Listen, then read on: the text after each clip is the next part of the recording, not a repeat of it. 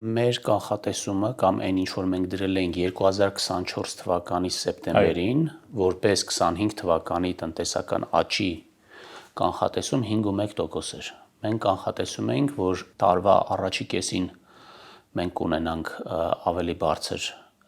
տնտեսական ակտիվություն եւ նախորդ տարվա բազայի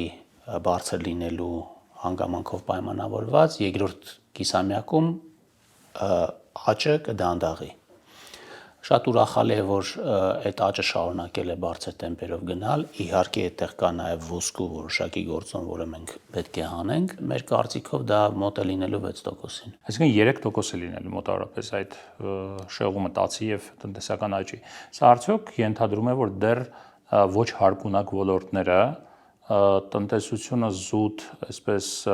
ուռճացնելու տեսանկյունից իրենք դեռ շարունակում են մնալ եւ ազդեցություն ունենալ, խոսքը ոսկու վերարտահանման մասին է։ Ոսկու վերարտահանումը մեկն է,